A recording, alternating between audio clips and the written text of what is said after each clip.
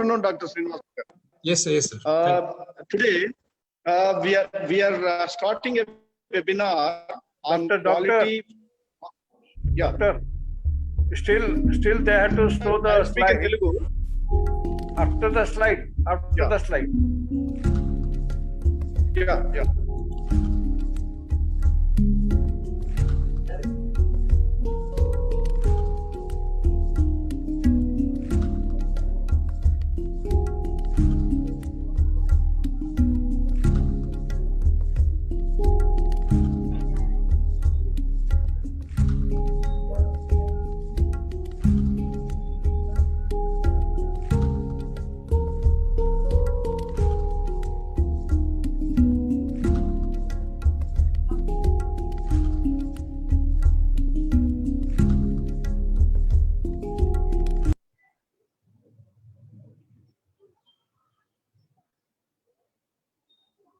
Yes, sir. Narayan Reddy garu. నమస్కారం అండి, అందరికీ నమస్కారం. నమస్తే.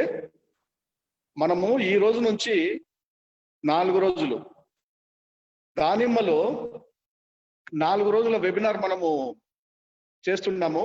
ఈ 4 రోజుల వెబినార్ అంతర్గతంగా మన దగ్గర స్పీకర్స్ ఉంటారు. ఇవాళ ముఖ్యంగా వచ్చినటువంటి విశిష్ట అతిథి అనండి, స్పీకర్ అనండి, మాట్లాడేవారు మన దగ్గర డాక్టర్ బి శ్రీనివాసులు గారు ఉన్నారు. డాక్టర్ బి శ్రీనివాసులు గారి గురించి చెప్పాలంటే ఒక మంచి టాపిక్ తీసుకున్నారు వారు. కెనోపీ మేనేజ్మెంట్ తర్వాత పూత రెగ్యులేషన్ మీద మనము తీసుకునే చర్యల వల్ల ఎటువంటి క్వాలిటీని ఇంప్రూవ్ చేయొచ్చు దానిమ్మలో అనే దాని మీద వాళ్ళు మాట్లాడతారు. శాఖీయ పెరుగుదల నిర్వహణ ఏ విధంగా చేయాలి, వాటిని ఎలా నియంత్రించాలి, పూతను ఏ విధంగా మనం అదుపులో పెట్టుకోవాలి, దాన్ని అదే ఇంగ్లీష్ లో అయితే canopy management and flower regulation అని అంటాము. ఈ విధంగా చేయడం వల్ల ఎటువంటి క్వాలిటీని పెంచుకోవచ్చు అనే దాని మీద డాక్టర్ బి శ్రీనివాసులు గారు మాట్లాడతారు. ఆయన ప్రిన్సిపల్ సైంటిస్ట్ గాను హెడ్ గాను ఉన్నారు. మన హార్టికల్చర్ రీసెర్చ్ స్టేషన్ అనంతపురంలో ఉన్నారు. వారు ఆంగ్రవ్ అనుగుణంగా ఆంగ్రవ్లోనే ఉన్నారు. 1992లో వాళ్ళు హార్టికల్చర్ ఆఫీసర్ గా ప్రవేశం చేశారు వృత్తిలో యాజ్ ఎ హార్టికల్చరిస్ట్. తర్వాత 5.5 సంవత్సరాలు పనిచేసిన తర్వాత వాళ్ళు కడప జిల్లాలో చాలా విశిష్టంగా సేవలు అందించారు. డ్రిప్ అయితేనేమి, టిష్యూ కల్చర్ బనానా అయితేనేమి, పపాయ రెడ్ లేడీని ఇంట్రడ్యూస్ చేయడంలోనైతేనేమి చాలా కృషి చేశారు అక్కడ.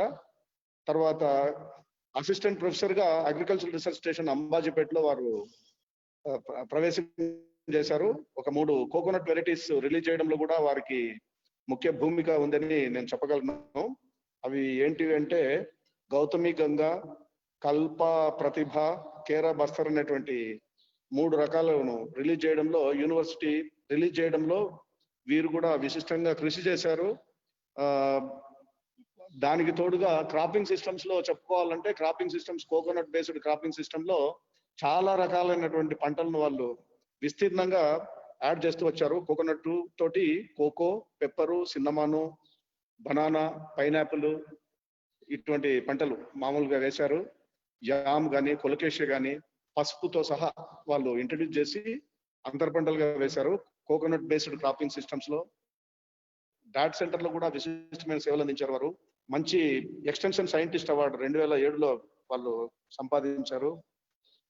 ఒక పిహెచ్డి స్టూడెంట్ ను, కొంతమంది ఎంఎస్సి స్టూడెంట్స్ ను కూడా గైడ్ చేశారు. వారు ఫ్యాకల్టీలో, బోర్డ్ ఆఫ్ ఫ్యాకల్టీలో కూడా ఉన్నారు యూజీ ప్రోగ్రామ్ కి. ప్రస్తుతానికి వారు హార్టికల్చర్ రీసెర్చ్ స్టేషన్ అనంతపురంలో ప్రిన్సిపల్ సైంటిస్ట్ అండ్ హెడ్ గా వాళ్ళ వృత్తి నిర్వహిస్తున్నారు. వీళ్ళు చాలా మంచి రకాలు కూడా అందిస్తూ ఉంటారు. డ్రైల్యాండ్ ఫ్రూట్స్ లో విశిష్టంగా వీళ్ళు కృషి చేశారు. ముఖ్యంగా పామగ్రనేట్ అయితేనేమి, దానిమ్మ, కస్టర్డ్ యాపిల్, చింతపండు, టామరిండు, ఆమ్ల ఇటువంటి వాటితో ఇంట్రడ్యూస్ చేశారు. రైతు నేస్తం అవార్డును కూడా వీరు అందుకున్నారు 2016లో. 2017లో డిస్టింగ్విష్డ్ సైంటిస్ట్ అవార్డు కూడా అందుకొని మంచి సేవ జరుపుతా ఉన్నారు వీరు. ఈ రోజు డాక్టర్ శ్రీనివాసులు గారిని విన్నికి చాలా మంది విశిష్టంగా అడుగుతున్నారు. నాకు కొంతమంది రైతులు కూడా కాల్ చేశారు, సార్ ఇవాళ ఎవరు మాట్లాడుతున్నారు అని. అంటే డాక్టర్ శ్రీనివాసులు గారి పేరు చెప్పడం జరిగింది. ఇప్పుడు ప్రస్తుతం ఉన్నటువంటి పరిస్థితుల్లో, కోవిడ్ పరిస్థితుల్లో మనము మీటింగ్స్ కానీ ఇటువంటివి కానీ ఏమి చేసుకోలేము కాబట్టి సోషల్ డిస్టెన్సింగ్ ఇవన్నీ పాటిస్తూ చేసుకోలేము కాబట్టి వెబినార్ అనేది 4 రోజులు నిర్వహిస్తా ఉన్నాము. ఈ 4 రోజుల వెబినార్ లో మొదటగా డాక్టర్ శ్రీనివాసులు గారు రావటం అనేది విశిష్టమైన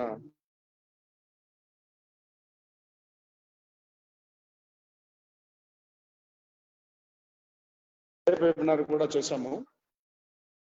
సక్సెస్ఫుల్ గా అయిపోయిందని అన్న తర్వాత మన మెంటర్ అనే చెప్పుకోవచ్చును, పెద్ద ఆయన కుల్కర్ణి గారు చాలా ప్రోత్సహించి కిసాన్ వారి దగ్గర నుంచి మనము సహాయం తీసుకుంటూ టెక్నికల్ గా ఈ వెబినార్ అందించడానికి వాళ్ళ స్టాఫ్ ను వాళ్ళ సర్వీసెస్ ను ఉపయోగించుకుంటున్నాము. ఇప్పుడు డాక్టర్ శ్రీనివాసులు గారు మనకు విస్తారంగా కెనోపీ మేనేజ్మెంట్, ఫ్లవర్ రెగ్యులేషన్ మీద దానిమ్మలో చక్కటి ఇన్ఫర్మేషన్ అందిస్తారు. Doctor Srinivasulu garu, you are welcome sir. Sir, thank you sir. Yeah, please proceed sir. Sir, thank you very much sir. నమస్కారం. నమస్తే సార్. డాక్టర్ కులకర్ణి గారికి, వారి స్టాఫ్ అందరికి కూడా నమస్కారం. నమస్కారం. Thank you sir, thank you very much sir. Doctor NN Reddy గారికి ముందుగా ధన్యవాదాలు తెలుపుకుంటూ, వారు నా గురించి కొన్ని ముఖ్యమైనటువంటి విషయాలు మీకు అందరికి కూడా వివరించడం జరిగింది. వారికి ప్రత్యేకంగా నా ధన్యవాదాలు. అంటే నా టాపిక్ అంటే మొదలుపెట్టే ముందుగా ఈ అవకాశము నాకు కల్పించినందుకు డాక్టర్ కులకర్ణి గారికి, ఈ కిసాన్ వారికి ముందుగా ధన్యవాదాలు తెలుపుకుంటూ, ఈరోజు మనము ఈ కోవిడ్-19 సందర్భంగా ముఖ్యంగా ముఖాముఖి రైతుల మీటింగ్లో పాల్గొనక పోయినప్పటికీ ఈ వెబినార్ సౌకర్యం ద్వారా రైతులకు సేవలు అందించే దానికోసం అని చెప్పి ఈ kisan.net వారు ముందుకు రావడం, దానికి మన కులకర్ణి గారు, మన డాక్టర్ నారాయణ రెడ్డి గారు సహకారం చేయడంతో ఈరోజు మనకు ఒక చక్కటి అవకాశం కలిగింది. రైతులందరితో ముఖాముఖిగా మాట్లాడలేకపోయినా ఈరోజు ఈ కార్యక్రమం ద్వారా ఒక మంచి విషయాన్ని, అందులో ముఖ్యంగా దానిమ్మ లాంటి ప్రధాన పంట పైన ఒక మంచి విషయాన్ని మీ అందరితో చర్చించడానికి అవకాశం కల్పించినందుకు అందరికీ ముందుగా ధన్యవాదాలు తెలుపుకుంటూ, ఈరోజు అంశము దానిమ్మ పంటలో శాఖీయ పెరుగుదల, నిర్వహణ మరియు పూత నియంత్రణ అనేటువంటి అంశాన్ని ఇవ్వడం జరిగింది. ఈ అంశం గురించి ముందుగా మీతో అందరితో ముచ్చరించిన తర్వాత రైతులు అడిగేటువంటి ప్రశ్నలకు కూడా సమాధానం చెప్పడం జరుగుతుంది. ముందుగా ఒక 40 నిమిషాల పాటుగా ఈ మనకు ఇచ్చినటువంటి ఈ దానిమ్మ పంటలో కాపు నియంత్రణ, తర్వాత ఈ మొక్కలో శాఖీయ పెరుగుదల ఎలా ఉంటుంది, దాన్ని ఎలా మనం నియంత్రించుకోవాలి, ఏ సీజన్లో మనము పంట తీసుకుంటే మనకు మంచి దిగుబడితో పాటుగా పంట నాణ్యత బాగుంటుంది, మార్కెట్లో వాటికి మంచి ధర పలుకుతుంది అనేటువంటి విషయాన్ని దృష్టిలో పెట్టుకొని మీకు పవర్ పాయింట్ ప్రజెంటేషన్ ద్వారా ఈరోజు ఈ టాపిక్ను మీకు అందరికి కూడా వివరించడం జరుగుతుంది. May now request doctor Arfa, please kindly share my slides, please. I think I can. So you can share it. Yes, okay, yes, right. Okay, sir. Thank you. Next slide. So దానిమ్మలో ప్రధానంగా మనందరికీ తెలిసినటువంటి విషయమే, ఇది బహువార్షిక పంట. అంటే ఒకసారి మనము మొక్కలు నాటితే సుమారుగా 25 సంవత్సరాల పైనే మనకు పంటనిస్తూ ఉంటుంది. తర్వాత ఇందులో ఇది సంవత్సరం పొడవునా కూడా పుష్పించే జాతికి చెందినటువంటి పంట. అంటే ఒకసారి మనము మొక్కలు నాటితే ఈ పూతకు రావడము నాటిన తర్వాత 6-7 నెలల్లోనే మొదలవుతుంది.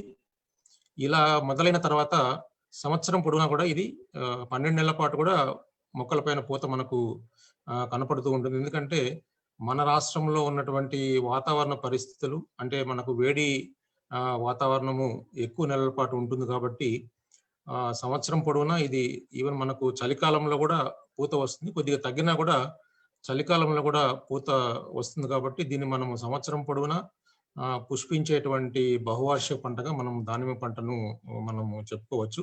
కాకపోతే మొదటగా వచ్చేటువంటి పూతను మనము తీసివేసుకుంటే మొక్కలో, మనము కొత్తగా నాటినటువంటి మొక్కల్లో మనకు పెరుగుదల బాగా ఉంటుంది. అంటే కొమ్మలు, రెమ్మలు రావడము, మనకు కాపు కాసేటువంటి రెమ్మల సంఖ్య ఎక్కువగా పెరుగుతుంది. కాబట్టి మనము మొదటగా వచ్చేటువంటి ఈ ఒక సంవత్సరము, 1.5 సంవత్సరము వయసున్నటువంటి మొక్కలలోనే మనం కాపు వదులుకోవాలి. అంతకంటే ముందు వచ్చేటువంటి పూతనంతా కూడా మనము తీసేసుకొని దాన్ని మనం ఒక విధమైనటువంటి మంచి ఆకారము వచ్చే విధంగా, బలమైన కొమ్మలు, రెమ్మలు వచ్చే విధంగా మనం చేసుకోవాల్సి ఉంటుంది. కాబట్టి మనము మొదటి 18 నుంచి 24 నెలలు అంటే 1.5 సంవత్సరం నుంచి 2 సంవత్సరాల వయసు ఉన్నటువంటి మొక్కలను మాత్రమే మనము కాపుకు వదలాలి. ఇది ప్రతి రైతులు గమనించాల్సినటువంటి విషయం. ఎందుకంటే చాలా సందర్భాల్లో ఇప్పుడు చాలా మంది రైతులు మనకు ఫోన్ చేయడం జరుగుతూ ఉంటుంది. మొక్కలు నాటిన తర్వాత 6-7 నెలలకే పూత కనపడిన వెంటనే రైతుల్లో ఒక విధమైనటువంటి ఉత్సాహము, ఆనందం కలుగుతుంది. పూతను తీసేయకుండా అలాగే పంటను వదిలేయడం జరుగుతూ ఉంటుంది. అంటే చిన్న మొక్కలకే పూత వస్తుంది. చిన్న మొక్కలకే మీరు అలాగే వదిలేస్తే దానికి కాపు కూడా వస్తుంది. కాకపోతే ఈ 1.5 సంవత్సరం కంటే ముందుగా మొక్కల్లో కాపు వస్తే మొక్కల్లో సరి అయినటువంటి పెరుగుదల ఉండదు, బలమైనటువంటి కొమ్మలు ఏర్పడవు. తర్వాత మొక్కలు తొందరగా ఈ మనకు శిలీంధ్రపు తెగుళ్ళు అయితేనేమి, ముఖ్యంగా ప్రమాదకరమైనటువంటి బ్యాక్టీరియా తెగులు ఆశించేదానికి ఆస్కారం ఉంటుంది. కాబట్టి తప్పనిసరిగా ఈ దానిమ్మ మొక్కలు నాటిన తర్వాత ఈ 1.5 సంవత్సరం నుంచి 2 సంవత్సరములు వయసు వరకు మనము మొక్కల పైన కాపు లేకుండా మనం చూసుకోవాలి. ఇది ప్రధానంగా మనం గుర్తుపెట్టుకోవాలి. ఇలా చేస్తే ఏమవుతుందంటే మొక్కల్లో బాగా కొమ్మలు, రెమ్మలు ఏర్పడతాయి, పూత ఎక్కువగా వస్తుంది, తద్వారా మనకు కాపు ఎక్కువ వస్తుంది. కాపు ఎక్కువ వచ్చిన దాంట్లో మనకు సైజు, కాపు ఎక్కువ రావాలి, మంచి సైజు రావాలి, నాణ్యత కూడా బాగా ఉండాలి. కాబట్టి తప్పనిసరిగా రైతు ఈ సలహాను పాటించాలి. సాధారణంగా మీరు కనుక గమనించినట్లయితే పూలు ఒక్కొక్కటిగా లేదా 2-3 కలిసి కూడా ఏర్పడడం జరుగుతూ ఉంటుంది. ఇది మీరు మొక్కల్లో మీరు జాగ్రత్తగా గమనిస్తే ఈ లక్షణము మీరు తొందరగా గుర్తుపట్టచ్చు. తర్వాత ఈ దానిమ్మలో పూ మొగ్గలు ఏర్పడిన దగ్గర నుంచి పువ్వులు విచ్చుకునేందుకు మనకు 14 నుంచి 28 రోజులు సమయం పడుతుంది. ఎందుకంటే ఈ సమయం అనేది కూడా రైతులు జాగ్రత్తగా గుర్తుపెట్టుకోవాలి. ఆ 14 నుంచి 28 రోజుల వయసు వచ్చేటప్పటికి పూలు బాగా మనకు విచ్చుకునేందుకు ఆస్కారం ఉంటుంది. తర్వాత దానిమ్మలో 3 రకాల పుష్పాలు మనము గమనించవచ్చు. ఆ 3 రకాల పుష్పాల్లో మనకు మగ పుష్పాలు ఉంటాయి, ద్విలింగ పుష్పాలు ఉంటాయి, మరియు వంద్య పుష్పాలు అని ఉంటాయి. అంటే సాధారణంగా మనకు ఈ ద్విలింగ పుష్పాలు నుంచి మాత్రమే మనకు వచ్చినటువంటి పంట మంచి దిగుబడి ఇచ్చేటువంటి పంట వస్తుంది. అవే మనకు మగ పుష్పాలన్నీ కూడా మనకు దాని నుంచి పుప్పొడి మాత్రమే మనకు పరపరాగ సంపర్కం ద్వారా ద్విలింగ పుష్పాలలో ఉన్నటువంటి ఆడ పుష్పాల పైన పడి మనకు ఫలదీకరణం చెందేదానికి ఆస్కారం ఉంటుంది. కాబట్టి మనకి ఈ 3 రకాల పుష్పాలను కనుక మీరు మొక్కల పైన మనం చూసుకున్నట్లయితే మగ పుష్పాలు సుమారు 20 నుంచి 47% ఉంటాయి, ద్విలింగ పుష్పాలు 25 నుంచి 60% ఉంటాయి. అదే వంద్య పుష్పాలు అంటాము. అంటే వీటిలో ఈ మన మగ ఆడ సంబంధించినటువంటి లక్షణాలు పూర్తిగా అభివృద్ధి చెందకుండా ఉంటాయి. దాన్నే మనం వంద్య పుష్పాలు అంటాం. ఇవి 14 నుంచి 24% వరకు ఈ వంద్య పుష్పాలు ఉంటాయి. మనకు పరపరాగ సంపర్కం వలన ద్విలింగ పుష్పాలు మనకు పిందె కట్టి కాయలుగా ఎదగడం జరుగుతుంది. అంటే పరపరాగ సంపర్కం అనేది అంటే మగ పుష్పంపై ఉన్నటువంటి పుప్పొడి కీలాగ్రం పైన పడి ఆడపుష్పం పైన దానిపైన కీలాగ్రం పైన పడి మనకు ఫలదీకరణం చెందుతుంది. కాబట్టి ఈ విధంగా పరపరాగ సంపర్కం వలన ద్విలింగ పుష్పాలలో పిందె కట్టడం జరిగి అవే మనకు కాయలుగా ఎదిగేదానికి ఆస్కారం ఉంటుంది.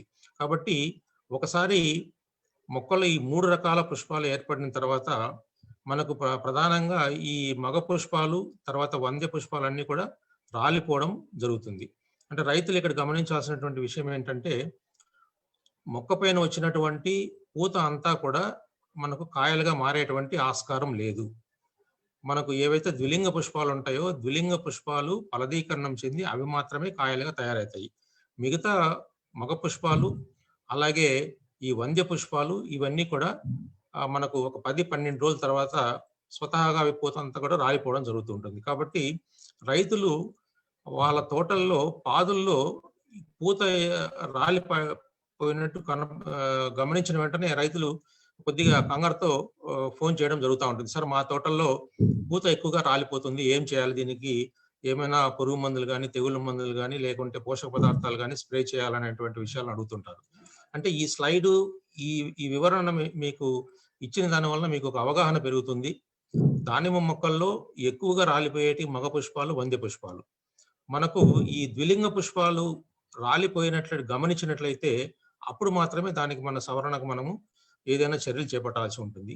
ఆ ద్విలింగ పుష్పాల లక్షణాలు కనుక మీరు చూసినట్లయితే ఇది మనకు పూజ ఆకారంలో ఉంటుంది, కింద కొద్దిగా ఉబ్బెత్తుగా ఉంటుంది, పైన పుష్ప భాగం కూడా బాగా అభివృద్ధి చెంది ఉంటుంది. మీరు కనుక పువ్వును రెండుగా మధ్యకు కోసి కనుక చూసినట్లయితే లోపల అండాశయము, ఆ కీలాగ్రము, పైన ఉన్నటువంటి పుప్పొడి రేణువులు ఇవన్నీ కూడా మనకు బాగా కనపడతాయి. అండాశయం బాగా అభివృద్ధి చెంది ఉంటుంది. సో ఇటువంటి పుష్పాలు అంటే అటువంటి ద్విలింగ పుష్పాలు రాలి పడిపోతే మాత్రం మనకు నష్టం జరుగుతుంది. కాబట్టి అది గమనిస్తే మాత్రం రైతులు తప్పనిసరిగా మనం దానికి సవరణ మార్గాలు మనము చూసుకోవాలి. ఈ మగ పుష్పాలు, వంద్య పుష్పాలు రాలిపోతే మనం దాని గురించి కంగారు పడాల్సినటువంటి అవసరం ఉండదు.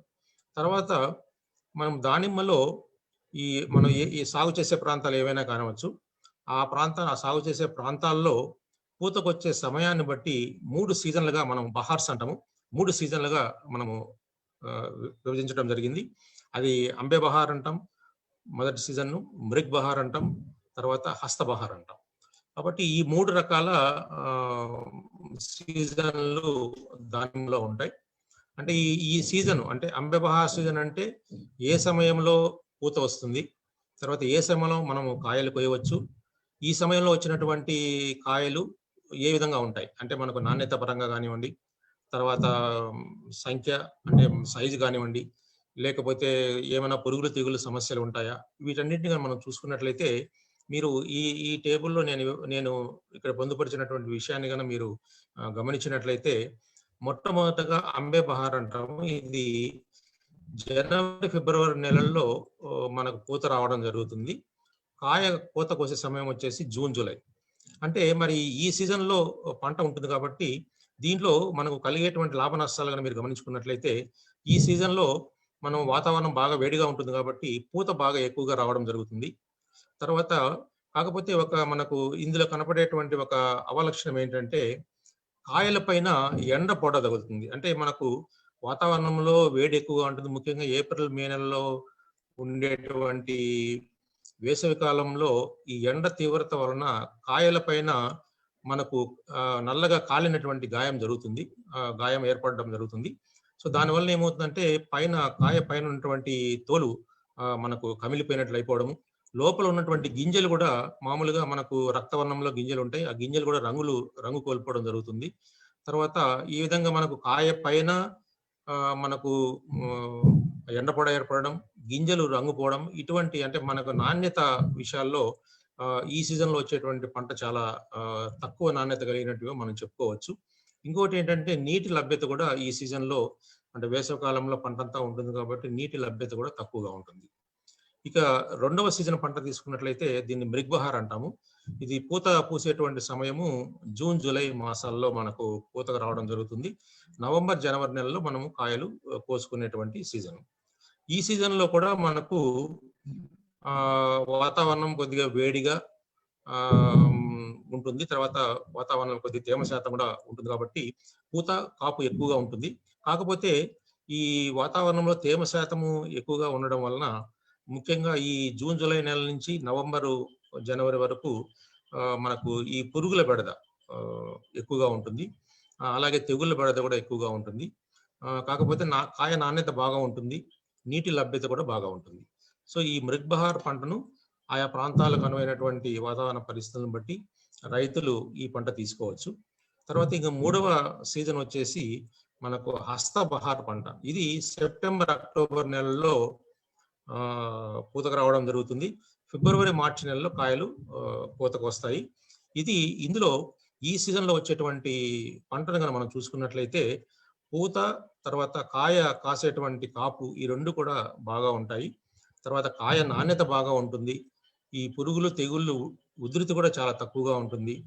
ఎప్పుడైతే పురుగులు, తెగుళ్ళ ఉధృతి తక్కువగా ఉంటుందో మనము ఈ సస్యరక్షణ చర్యలపైన పెట్టేటువంటి పెట్టుబడి అంటే మనం రైతులు పెట్టేటువంటి ఖర్చులు కూడా మనకు తక్కువగా ఉంటుంది.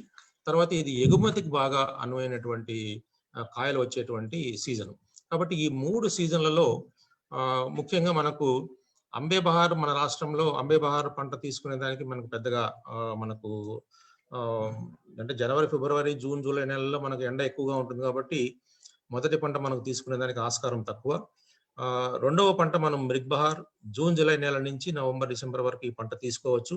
కాకపోతే ఏ తోటల్లో అయితే ఈ బ్యాక్టీరియా తెగులు ఇదివరకే ఆశించి మనము ఎక్కువ పిచికారీలు చేసి పంట నష్టం జరిగి ఉంటుందో అటువంటి తోటల్లో ఈ మృగ్ బహార్ సీజన్ కంటే కూడా మనం హస్తబహార్ సీజన్ కు వెళ్ళడం చాలా మంచిది. ఎందుకంటే ప్రస్తుతము నెలకొన్నటువంటి పరిస్థితులు మన గత 4-5 సంవత్సరాలుగా మనం చూస్తున్నటువంటి పరిస్థితులు ఇవన్నీ చూస్తే మనకు ఈ బ్యాక్టీరియా తెగులు ఉధృతి ఒకవైపు అంటే వాతావరణంలో మార్పుల వలన, అంటే అప్పుడప్పుడు వర్షాలు పడుతూ వాతావరణంలో తేమ ఎక్కువగా ఉండడం వలన ఈ అనుకూల వాతావరణం వలన ఈ బ్యాక్టీరియా తెగులు ఎక్కువగా వస్తుంది. కాబట్టి బ్యాక్టీరియా తెగులు రాకుండా మనము అంటే నివారించుకునేదానికి తక్కువ ఉధృతి కలిగినటువంటి సీజన్లో పెంచుకునేదానికి మనకు హస్తబహార్ పంట చాలా ప్రధానమైనది. అందుకోసమే మన రాష్ట్రంలో చాలా మంది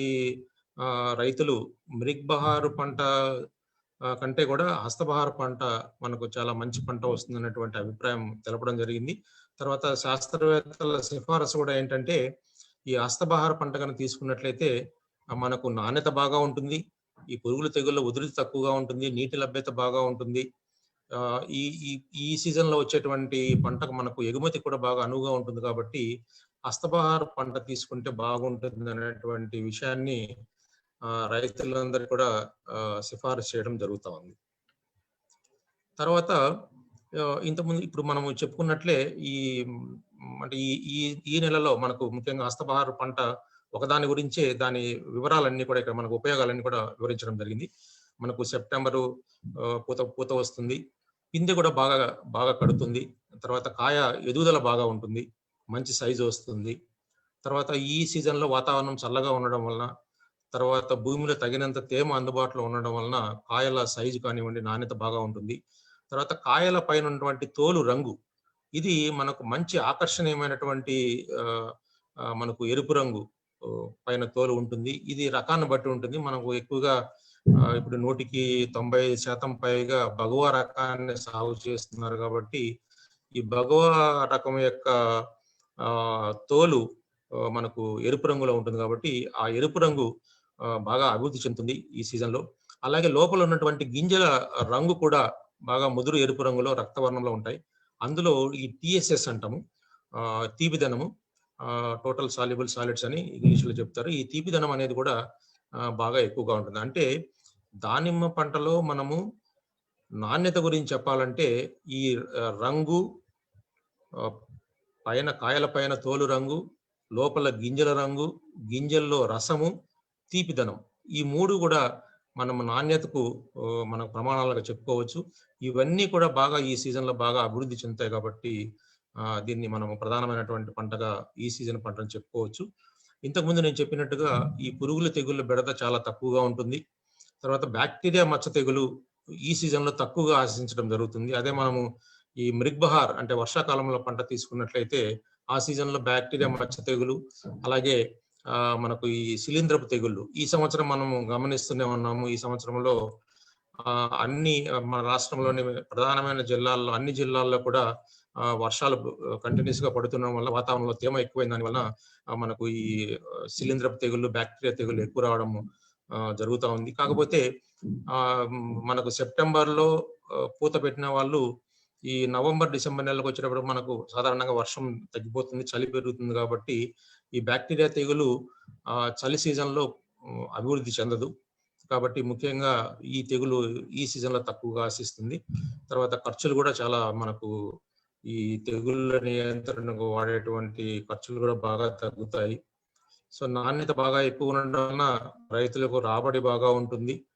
తర్వాత కాయలు కోసిన తర్వాత కూడా ఈ సీజన్లో ఎక్కువ రోజులు తాజాగా నిల్వ ఉండేదానికి ఆస్కారం ఉంటుంది. ఎందుకంటే వాతావరణంలో చల్లదనం పెరిగి ఉంటుంది కాబట్టి మనం మొక్కల నుంచి కాయలు కోసిన తర్వాత కూడా తాజాగా ఉండి ట్రాన్స్పోర్ట్లో కానివ్వండి, ఒకసారి మార్కెట్కి వెళ్ళిన తర్వాత మార్కెట్లో కూడా అంటే వర్తకుల దగ్గర కూడా ఎక్కువ రోజులు స్వతహా కాయలు నిల్వ ఉండేదానికి మంచి ఆస్కారం ఉన్నటువంటి పంట ఇది. తర్వాత ఈ సీజన్లో పండినటువంటి పంట మనము ఇతర దేశాలకు ఎగుమతి చేసుకునే దానికి కూడా ఆస్కారం ఉంటుంది. తర్వాత ప్రధానమైన అంశం ఏంటంటే మనము సీజన్ మనము ఎన్నుకున్న తర్వాత మనము ముఖ్యంగా హస్తబహార్ పంట తీసుకోవాలా లేకపోతే మృగ్ బహార్ పంట తీసుకోవాలా, ఈ 2 సీజన్లు మనము నిర్ణయించుకున్న తర్వాత మనము కత్తిరింపులు అనేది చేసుకోవాలి. ఈ కత్తిరింపులు అనేది దానిమ్మలో మరి ఒక ప్రధానమైనటువంటి అంశం. అంటే సీజన్ మనం ఎలా అయితే ఎన్నుకుంటామో దాని తర్వాత మనం ఈ కత్తిరింపులు అనేది కూడా మంచి ప్రమాణాలతో చేస్తేనే దానిమ్మలో మనకు ఎక్కువ దిగుబడి, మంచి నాణ్యమైనటువంటి పంట వస్తుంది. కాబట్టి దీనిపైన కూడా రైతులు ప్రత్యేకమైనటువంటి దృష్టి పెట్టాలి. అంటే సాధారణంగా రైతులు ఏం చేస్తారంటే ఈ కత్తిరింపుల విషయానికి వచ్చేటప్పటికి ఒక గుత్తగా అంటే ఎవరికైనా ఈ కత్తిరింపులు చేసే వాళ్ళను వేరే రాష్ట్రాల నుంచి కానీ లేకుంటే మన రాష్ట్రంలోని ఒక జిల్లా నుంచి ఒక జిల్లా తీసుకొని వాళ్ళకు గుత్తగా ఎకరం చేసిన దానికి ఇంత అని చెప్పి రేటు నిర్ధారిస్తుంటారు. కానీ వాళ్ళు వచ్చిన వాళ్ళకు కూడా పూర్తిగా అవగాహన లేకపోవడం దాని వలన కత్తిరింపులు అనేది సరిగా చేయకపోవడం వల్ల అంటే కొన్ని సందర్భాల్లో ఎక్కువగా కత్తిరించడము, లేకపోతే అసలు కత్తిరింపులు అనేది సరిగా చేయకపోవడము, కొన్ని సందర్భాల్లో తెగులు సోకిన మొక్కలను కత్తిరించి అదే కత్తెరలతో మంచి ఆరోగ్యమైన మొక్కలను కత్తిరించడం ద్వారా తెగులు ఒక మొక్క నుంచి ఇంకొక మొక్కకు సంక్రమించేదానికి ఆస్కారం ఉంటుంది. ఇటువంటి అన్ని కూడా చేస్తుంటారు. కాబట్టి రైతులు దీనిపైన కొంతగా అవగాహన ఉంటే కత్తిరింపులు చేసే వాళ్ళకు కూడా వాళ్ళకు కూడా సరైన విధంగా చేయాలనేటువంటి విషయాలను వాళ్ళకు కూడా వివరిస్తే వాళ్ళు కూడా చాలా అంటే నియంత్రణతో కత్తిరింపులు చేస్తారు. కాబట్టి తద్వారా మనకు మంచి దిగుబడి వచ్చేదానికి ఆస్కారం ఉంటుంది.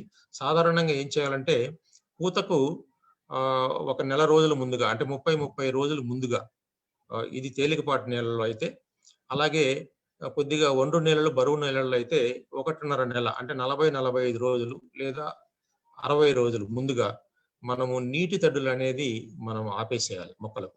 అంటే ఎప్పుడైతే మొక్కలకు మనము తేలికపాటి నేలల్లో 30-35 రోజులు, బరువు నేలల్లో అయితే 40-45 నుంచి 60 రోజుల వరకు నీటి తడులు ఇవ్వడం ఆపేస్తామో మొక్కలు బెట్టకు గురైతాయి. ఈ బెట్టకు గురైన తర్వాత మనము పొలంలో దున్నడం చేసుకోవాలి. తర్వాత పాదుల్లో కూడా కలుపు ఉన్నట్లయితే మనము పారలతో మట్టిని అంటే ఎక్కువ లోపలికి పారతో తిరగకుండా పైపైన మాత్రమే కలుపు కొద్దిగా వెళ్ళేటట్టుగా మట్టిని బాగా తిరగబెట్టుకోవాలి పాదుల్లో. తర్వాత మనము ఈ వాడు పెట్టిన దాని వలన మొక్కల్లో మన ఆకుల్లో ఈ వాడుదనం కనపడుతుంది. కొన్ని ఆకులు రాలిపోవడం జరుగుతూ ఉంటుంది. కాకపోతే ఇంకా కొన్ని ఆకులు మొక్కల పైన అలాగే ఉండేదానికి ఆస్కారం ఉంటుంది. కాబట్టి ఆ ఆకులన్నింటినీ కూడా మనము రాల్చేదానికి మనం ఇథిలిన్ అనేటువంటి హార్మోన్ను మనం మొక్కలపైన స్ప్రే చేయాల్సి ఉంటుంది. ఈ ఇథిలిన్ అనేటువంటి హార్మోను 2 లేదా 2.5 మిల్లీలీటర్లు 1 లీటర్ నీళ్ళకు కలిపి మనం మొక్క అంతా కూడా బాగా తడిచే విధంగా స్ప్రే చేసినట్లయితే ఒక వారం 10 రోజుల్లో 7 నుంచి 10 రోజుల్లో మనకు సుమారుగా 80-85% మనకు ఈ హార్మోన్ మనము స్ప్రే చేసిన దాని వల్ల ఇథిలిన్ అనేటువంటి హార్మోన్ స్ప్రే చేసిన దాని వలన మనకు 80-85% ఆకంతా కూడా రాలిపోతుంది. అంతకు ముందుగా బెట్ట పెట్టిన దాని వల్ల కూడా మనకు ఒక 10-15% ఆకులు రాలిపోతుంది. కాబట్టి సో ఈ విధంగా మనం బెట్టకు పెట్టి ఇథిలిన్ స్ప్రే చేయడం వలన మనకు ఆకులన్నీ కూడా పూర్తిగా మొక్క నుంచి రాలి పడిపోవడం జరుగుతుంది. తర్వాత మనం మొక్కలకు కత్తిరింపులు అనేది మనం చేపట్టాలి. ఈ కత్తిరింపులు అనేది సాధారణంగా ఒక థంబ్ రూల్ ఏంటంటే దానిమ్మలో ఎప్పుడు మనం కత్తిరింపులు చేసినా కూడా 10-15 సెంటీమీటర్లకు మించకుండా మనము అంటే కొమ్మల పైభాగం నుంచి మనం దీన్ని బ్యాక్ ప్రూనింగ్ అంటాము. కొమ్మల చివరల నుంచి 10-15 సెంటీమీటర్ల వరకు మాత్రమే మనము కత్తిరింపులు చేసుకోవాలి.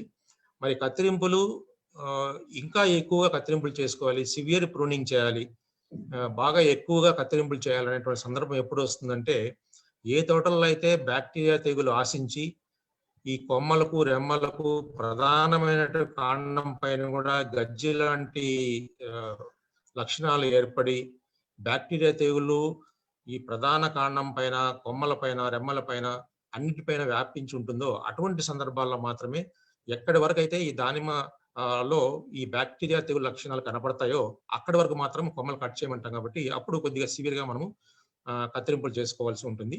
కాకపోతే సాధారణంగా మనం కత్తిరింపులు చేసేటప్పుడు నేను ఇంతకుముందు చెప్పినట్లుగా 10-15 సెంటీమీటర్ల వరకు మాత్రమే మీరు కత్తిరింపులు చేయాల్సి ఉంటుంది. మీకు ఇక్కడ స్లైడ్ లో ఒక డయాగ్రామ్ చూపించాము. ఇందులో మీకు అంటే ఎడమ వైపు కుడివైపు ఒక సర్కిల్లో మీకు టిక్ మార్క్ పెట్టాము, ఇంకో సర్కిల్లో మనకు క్రాస్ మార్క్ ఇంటూ పెట్టి తప్పని చెప్పి పెట్టాము. ఇందులో ఏంటంటే దానిమ్మలో 2 రకాలైనటువంటి కొమ్మ పెరుగుదల ఉంటుంది. అది సిలెప్టిక్ బ్రాంచింగ్, ప్రొలెప్టిక్ బ్రాంచింగ్ అంటాము ఇంగ్లీష్ లో. అంటే దీన్ని మనం తెలుగులో కనుక చెప్పుకున్నట్లయితే ఒక రకమైనటువంటి కొమ్మల్లో పెరుగుదల కంటిన్యూస్ గా ఉంటుంది, పెరుగుదల నిరంతరంగా జరుగుతూ ఉంటుంది.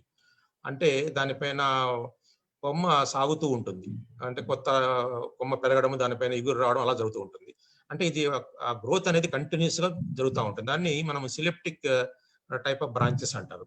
ఇంకొక రకం కొమ్మల్లో ఏముంటుందంటే ప్రొలెప్టిక్ బ్రాంచింగ్ అంటాము. అది కొంతవరకు పెరుగుదల పెరిగి అక్కడ వరకు ఆగిపోయి దాని తర్వాత పక్క కొమ్మలు రావడం జరుగుతూ ఉంటుంది.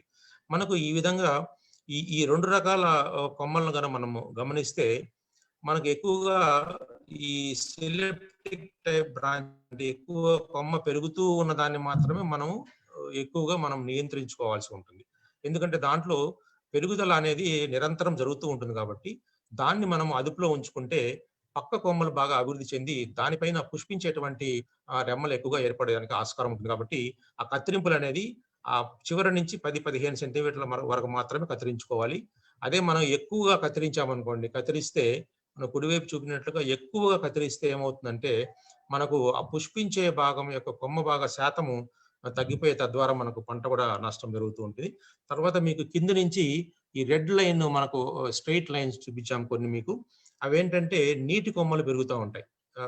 భూమి పైనుంచి మనకు ప్రధాన కాండం నుంచి స్ట్రైట్ గా నిటారుగా కొమ్మలు పెరుగుతూ ఉంటాయి. వాటిని మనము నీటి పిలకలు అంటుంటాము. ఈ నీటి పిలకలను కూడా సాధారణంగా పెరగనివ్వకూడదు. ఎందుకంటే ఇవి సులువుగా బ్యాక్టీరియా తెగులుకు లోనయ్యేదానికి ఆస్కారం ఉంటుంది. దీనిపైన కాపు కూడా పెద్దగా రాదు.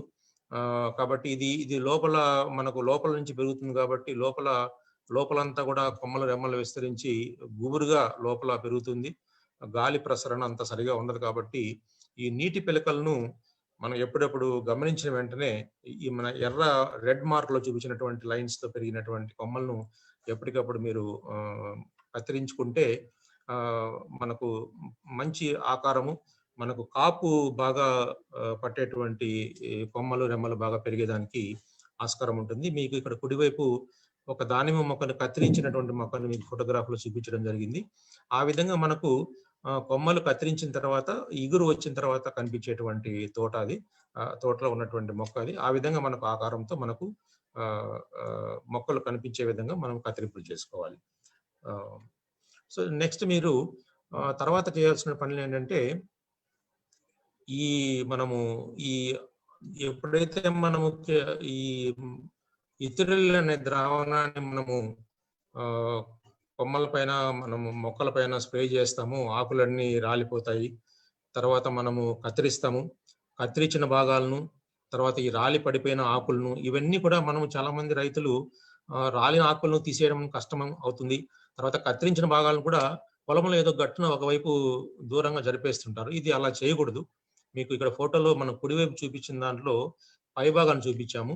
ఈ రాలి పడిపోయిన ఆకులను, తర్వాత కత్తిరించిన భాగాలను అన్నిటిని కూడా పొలం నుంచి దూరంగా తీసుకెళ్లి వాటిని పూర్తిగా మనం కాల్చివేయడం చాలా మంచిది. ఎందుకంటే అలా కాల్చివేయడం వలన మనకు ఆ కొమ్మలు రెమ్మల్లో ఆకుల్లో ఉన్నటువంటి బ్యాక్టీరియా సంబంధించినటువంటి శిలీంధ్రకాలు, అలాగే శిలీంధ్రపు బీజాలు ఇవన్నీ కూడా చనిపోవడం జరుగుతుంది. తర్వాత చెట్ల పాదుల్లో కూడా మనము ఏవైనా ఈ బీజాలు కానివ్వండి, బ్యాక్టీరియా సంబంధించినటువంటి బీజాలు కానీ ఉన్నట్లయితే వాటిని నివారణ కోసం మనము బ్లీచింగ్ పౌడరు మనము చల్లుకోవాలి.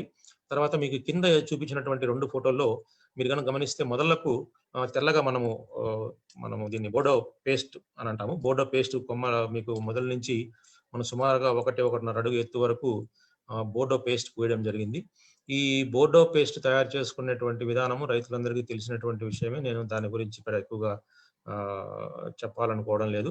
ఈ బోర్డో పేస్ట్ తయారు చేసుకునేటప్పుడు ఆ మైలుతుత్తపు సున్నపు నీళ్ళు బోర్డో పేస్ట్ తయారు చేసుకున్న తర్వాత దాంట్లో మనము క్లోరిపైరిఫాస్ అనేటువంటి మందు కూడా కలుపుకొని మనం కనుక పూసుకున్నట్లయితే మనకు మొదళ్లకు వచ్చేటువంటి ఈ తెగుళ్ళు కానివ్వండి, బంకగారేటువంటి తెగుళ్ళు కానివ్వండి, తర్వాత క్లోరిపైరిఫాస్ లాంటి మందులు కలిపినప్పుడు ఈ కొమ్మలకు రంధ్రాలు చేసేటువంటి పురుగులు కానివ్వండి, లేకపోతే చెదలు లాంటి వాటిని మనము నివారించుకోవచ్చు.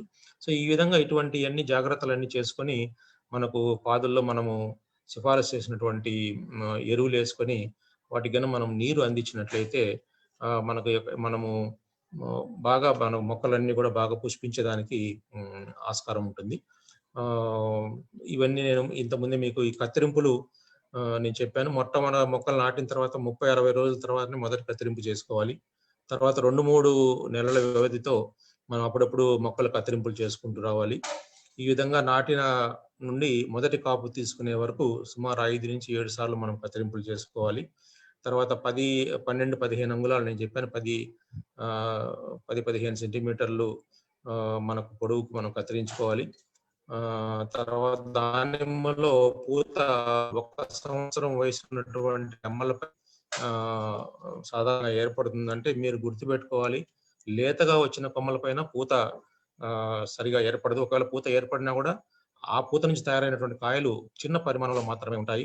కాబట్టి పూత ఎప్పుడైతే ముదురు కొమ్మలపైన ఏర్పడుతుందో వాటిపై నుంచి తయారైనటువంటి కాయ బాగా మనకు మంచి సైజు వస్తుంది. కాబట్టి ఆ విధంగా మనకు చివరి కొమ్మలను మాత్రమే కత్తిరించుకోవాల్సి ఉంటుంది. సో ఒక్కొక్క మొక్క కింద ఎన్ని కాండాలు పెట్టాలి అంటే చెట్టుకు 3 కాండాలను మాత్రమే, 3 లేదా 4 కాండాలు ఎక్కువగా వాటిని మాత్రమే మనము ఉంచుకోవాలి. మిగతాటన్ని కూడా ఎప్పటికప్పుడు తీసేస్తుండడం చాలా మంచిది. తర్వాత భూమికి దగ్గరగా వచ్చేటువంటి కొమ్మలను అంటే కొన్ని కొమ్మలు దగ్గరగా నేలకు తగులుతూ ఉంటాయి, అటువంటి కొమ్మల్ని ఎప్పటికప్పుడు కత్తిరించుకోవాలి. ఇంతకుముందు నేను చెప్పినట్లుగా నీటి కొమ్మలను కూడా తీసేసుకోవాలి. తర్వాత అడ్డదిడ్డంగా పెరిగేటువంటి కొమ్మలు, ఏదైనా తెగులు సోకి, అది బ్యాక్టీరియా తెగులు కానివ్వండి, శిలీంధ్రపు తెగులు కానివ్వండి, ఏవైనా తెగులు సోకి ఎండిపోయినటువంటి కొమ్మలను కత్తిరించుకున్నట్లయితే మొక్కలు బాగా ఆరోగ్యంగా ఉంటాయి. అంతేకాని దానిమ్మ మొక్కను ఎక్కువగా కత్తిరింపు చేసినట్లయితే ఒక ప్రధానమైన సమస్య ఏమొస్తుందంటే ఈ సూర్యకిరణాలన్నీ కూడా డైరెక్ట్ గా వెళ్ళి కాయల పైన పడతాయి. కాబట్టి మనకు ఈ ఎండ పొడ సమస్య వస్తుంది. కాబట్టి ఆ కత్తిరించేటువంటి భాగాలు కూడా మనము తెగులు లేనప్పుడు నేను ఇంతకుముందు చెప్పినట్టుగా 10-15 సెంటీమీటర్లు మాత్రమే కొమ్మ కత్తిరించినట్లయితే ఆకులు కూడా బాగా నిండుగా ఉండి కాయలకు మంచి రక్షణ కల్పించేదానికి ఆస్కారం ఉంటుంది. తర్వాత మొక్కలకు మనము ఏ సీజన్లో ఎంత నీరు ఇవ్వాలి అనేటువంటి విషయం కూడా చాలా ముఖ్యమైనటువంటి విషయం. మామూలుగా ఇక్కడ మీకు ఈ స్లైడ్లో మీరు కనుక చూసినట్లయితే అంబే బహార్ సీజన్లో మామూలుగా ఈ జనవరి నుంచి మే వరకు మనకు నీటి అవసరం అంటే ఒక రోజుకు ఒక మొక్కకు ఎన్ని లీటర్ల నీరు ఇవ్వాలి అనేటువంటి విషయంగా మీరు చూసుకున్నట్లయితే మనకు 17 లీటర్ల నీటి నుంచి మొదలవుతుంది జనవరి నెలలో. అది మనకు నెల పెరుగుతున్న కొద్దీ వాతావరణంలో వేడి కూడా పెరుగుతుంటుంది. కాబట్టి 17 లీటర్లతో మొదలైనటువంటి నీటి అవసరము మనకు ఎండాకాలం మే నెలకు వచ్చేటప్పటికి అది 44 లీటర్లు ఒక రోజుకు ఒక మొక్కకు మనము ఇవ్వాల్సి ఉంటుంది. అది ఎక్కువ నీటి అవసరము అంబే బహార్ సీజన్లో మనకు ఉంటుంది.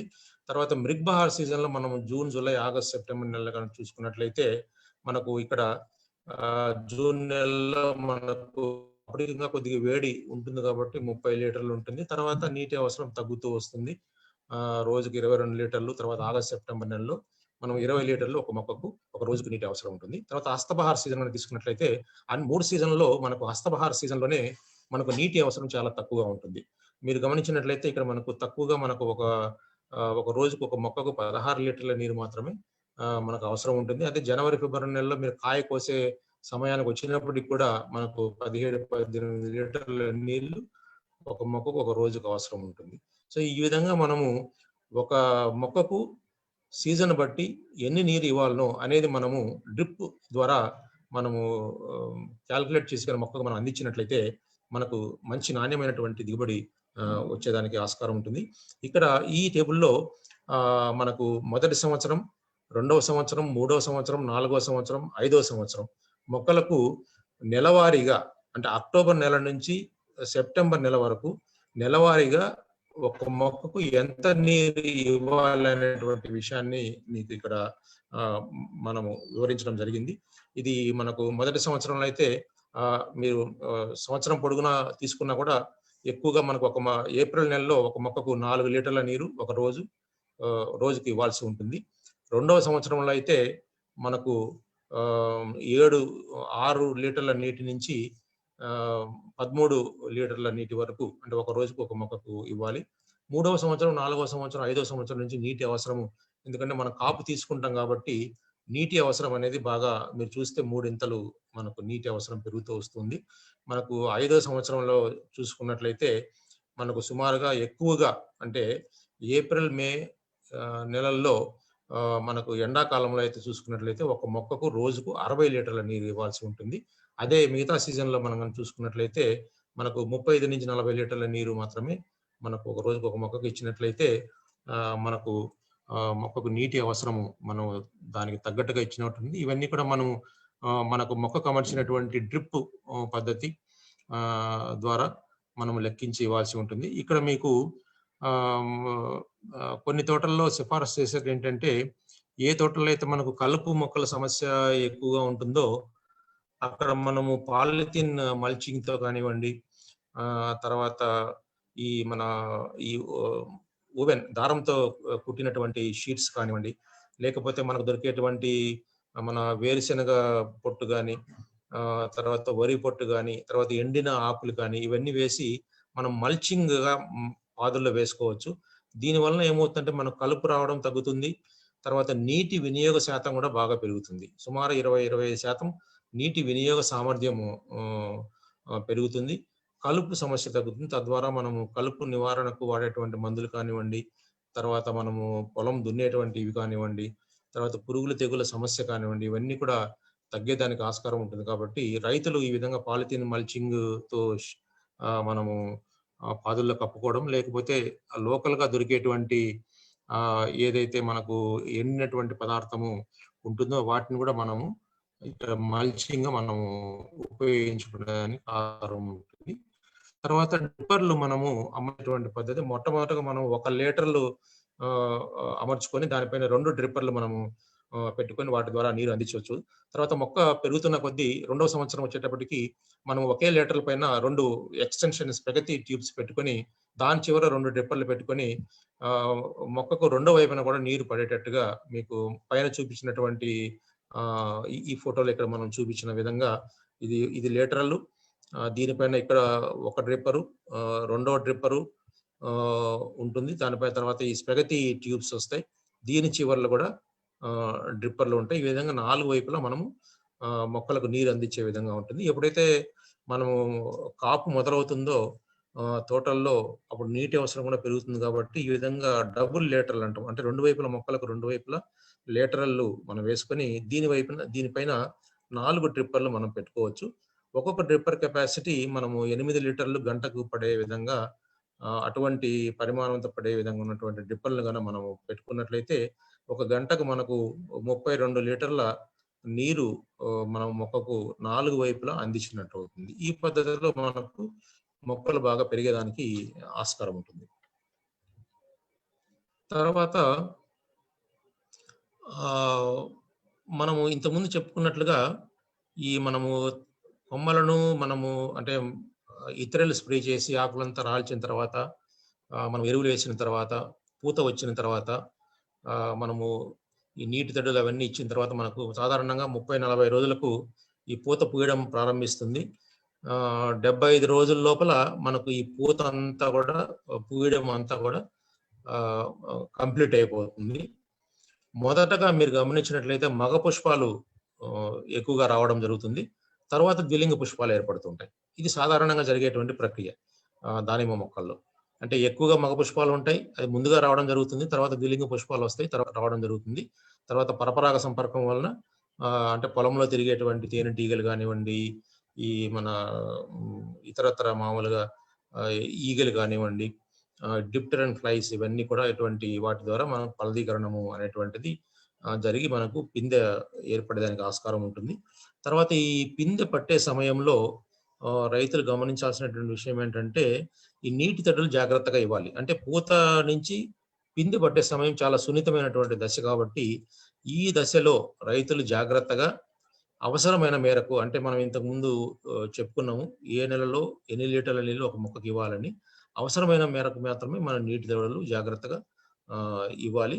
తర్వాత మొక్కల్లో ఈ ఎదుగుదల ప్రారంభమైనప్పటి నుంచి తర్వాత ఈ కాయ పెరుగుతూ ఉంటుంది.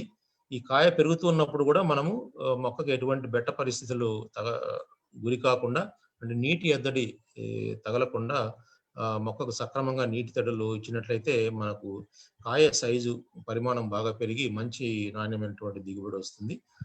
తర్వాత ఈ సందర్భంలోనే మనం ఏదైనా పురుగులు తెగుళ్ళు గమనించినట్లయితే మనం వెంటనే సస్యరక్షణ చర్యలు కూడా చేపట్టాలి.